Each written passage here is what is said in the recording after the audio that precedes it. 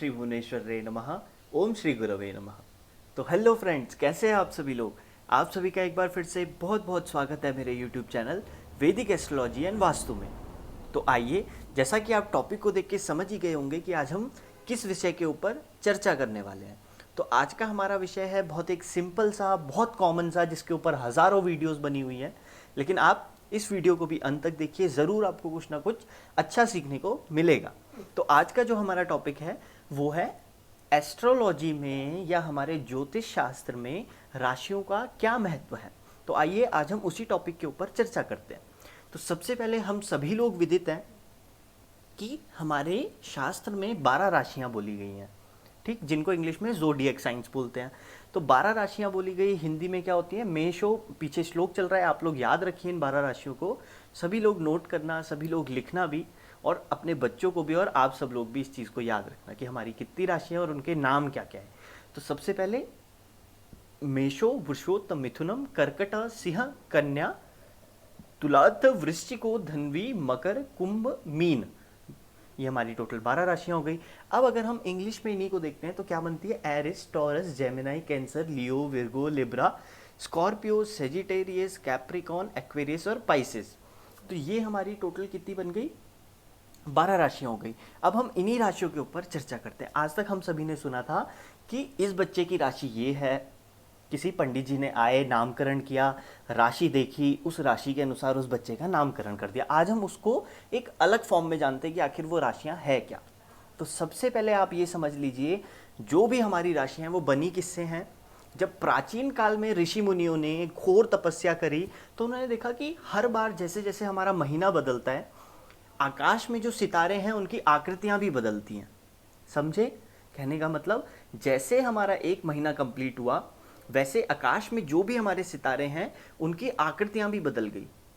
इसका मतलब जो भी हमारी राशियां हैं, ये राशियां किसके ऊपर निर्धारित हैं, ये राशियां किसी ना किसी सितारों से मिलकर के बनी हुई है। जैसा आप पीछे डायग्राम में देखेंगे, एरिस का मतलब हो गया मेष राशि, मेष राशि का अलग होगा, टॉरस का मतलब एरिस टॉरस हो गया, तो उसका अलग एक सितारों के द्वारा हमको पता चलेगा।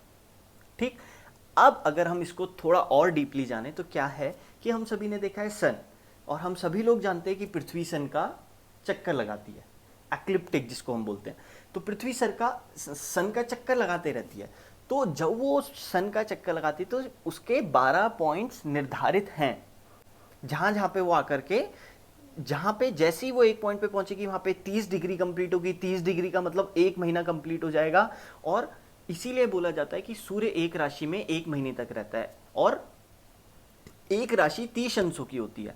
अब अगर आप देखेंगे, एक राशि अगर 30 अंशों की हो गई तो जैसा हम बोलते हैं ना, हमारा पूरा यूनिवर्स अगर हम देखें तो 360 डिग्री का एक एंगल बनता है। तो अगर हम 12 राशियों को भी 30 से मल्टीप्लाई कर देंगे तो वो भी 360 डिग्री का एंगल बना देंगी।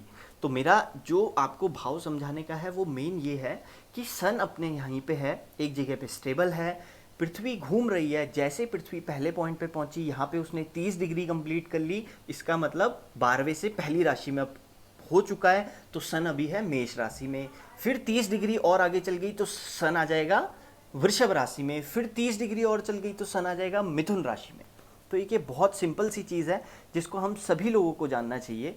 ठीक, तो ये बहुत छोटी सी नॉलेज थी, और आप हमेशा याद रखिए कि हमारी टोटल राशियां जो हैं वो 12 राशियां हैं। एक ये छोटी सी नॉलेज है लेकिन बहुत बड़ी नॉलेज है।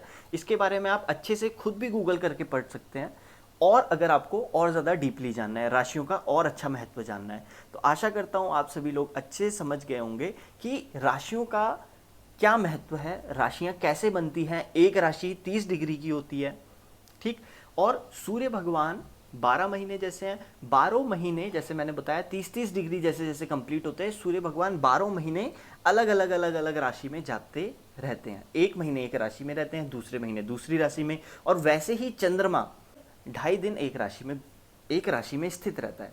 ये अभी आप आगे आने वाली वीडियोस में, मैंने ऊपर की बात बता दी, लेकिन अभी आप इन वीडियोस को अच्छे से देखते रहिए, तो आप आगे वाली वीडियोस में आपको बहुत सिंपल रहेगा, बहुत सरलता रहेगी, और आप लोग और ज़्यादा इस नॉलेज को और ज़्यादा डीपली समझ पाएंगे, और ज़्यादा राशियों का ज्ञान समझ पाएंगे। अब कईयों के मन में एक ये क्वेश्चन आता है कि राशियों का हम लोग ज्ञान क्यों समझे। तो अगर हम वैदिक शास्त्र को पढ़ेंगे, ज्योतिष के शास्त्र को पढ़ेंगे, तो जो इसकी सबसे पहली इकाई है जिसको हम बोलते हैं अल्फाबेट जो है, वो राशियां ही हैं। हमको सबसे पहले इनकी नॉलेज होनी चाहिए। इसलिए अब हम गीता से थोड़ा सा हटके अब ज्योतिष में प्रवेश कर रहे हैं। तो ये राशियां जानना हम सभी लोगों के लिए ज़रूरी था। ये कैसे बनती है मैंने आपको बता दिया। 30-30 डिग्री की धुरी पे ये राशियां स्थित हैं। जैसे जैसे पृथ्वी आगे बढ़ेगी, सूर्य अलग अलग अलग राशियों में आता रहेगा, और ऐसे ही 12 महीने कंप्लीट जैसे हो जाएंगे, 360 डिग्री का एंगल बन जाएगा।